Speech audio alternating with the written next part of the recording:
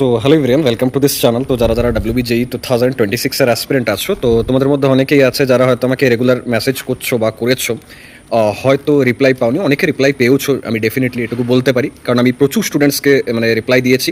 বা অনেকে এরকমও আছে যে যারা হয়তো ইনস্টাগ্রামে, টেলিগ্রামে বা হোয়াটসঅ্যাপেই হয়তো মেসেজ করেছো বা ইউটিউব কমেন্টস করেছো, তো সেখানে হয়তো আমি রিপ্লাই দিতে পারিনি। ব্যাস তার জন্য হয়তো তোমরা মানে কোনো কারণে রেগে গেছো বা ভেবেছো যে সৌরভদা পার্সোনাল মেসেজের তো রিপ্লাই দেয় না, বা ইগো আছে দাদার হয়তো এরকম কিছু, বা অনেকের থট প্রসেস এটাও হতে পারে যে দাদা তুমি হয়তো পেড কাউন্সিলিং নিলে তবেই মানে টাকা দিলে তোমাকে তবেই তুমি রিপ্লাই দেবে বা এরকম কিছু।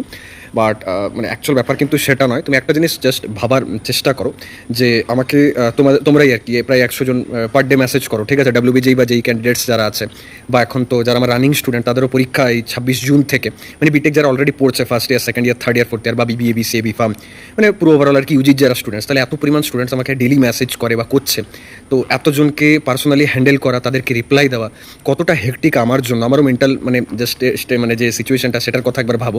তুমি হয়তো আমাকে শুধু মেসেজ করছো, তুমি রিপ্লাই না পেলে রেগে যাচ্ছ, বাট সেখানে একটু জাস্ট বোঝার চেষ্টা করো যে আমি যে এতজনকে মানে ডিল করছি, এতজনের সাথে যে কথা বলছি, তাহলে আমার মেন্টাল সিচুয়েশন কীরকম থাকে। আমারও তো একটা টলারেন্স আছে, আমার একটা মানে পয়েন্ট আছে, যে পয়েন্টটার পরে হয়তো আমিও মানে আর মানে টলারেট করতে পারি না। তো ট্রাই টু আন্ডারস্ট্যান্ড। আমি সবাইকে এই কথাগুলো এই জন্য বলছি যাতে তোমরা কেউ খারাপ না ভাবো, এবং এটা না ভাবো যে দাদা তুমি তো জাস্ট টাকার জন্যই মানে সবার সাথে কথা বলো, আর টাকা পে না করলে আই থিঙ্ক কথা বলবে না। But it's not like that.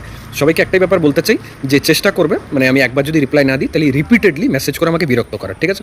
কোনো সমস্যা নেই, আমি বলছি তোমাদের কারোর যদি কোনো ডাউট থাকে, কোনো মানে ডাউট যদি পেন্ডিং থাকে, আমি যদি রিপ্লাই না দিয়েছি আগে, এরকম ভাবলে চলবে না যে দাদা মানে তুমি দিলে না রিপ্লাই, ঠিক আছে, আর তোমাকে মেসেজই করবো না, এরকম করলে চলবে না, ঠিক আছে? তুমি আমাকে রিমেসেজ করবে, মানে যেরকম তুমি তোমার নিজের দাদা হলে কীরকম করতে, তোমার তো দরকার, তো তোমাকে ডেফিনেটলি মেসেজ করতে হবে, রিপিটেড মেসেজ করতে হবে। আমি একবারে রিপ্লাই না দিই, দুবারে না দিই, তিনবারে ঠিক দেবো, ঠিক কথা বলবো, ঠিক হেল্প করবো তোমার। So please keep on messaging as much as possible. একবার না রিপ্লাই দিলে বারবার করবে। আর আরেকটা কথা আমি এখানে বলতে চাই যে এখন যতটা পারবে কলেজগুলো নিয়ে ডিটেলস জেনে নাও। বাকি যদি অ্যাডমিশন নিতে যাচ্ছ তার আগে জিজ্ঞাসা করো যে দাদা কলেজটা কীরকম, ব্রাঞ্চটা কীরকম, যদি এগুলো ডিসক্রিপটিভ অ্যান্সার, বাট তবু চেষ্টা করবো যতটা সম্ভব মানে বোঝানো তোমাকে।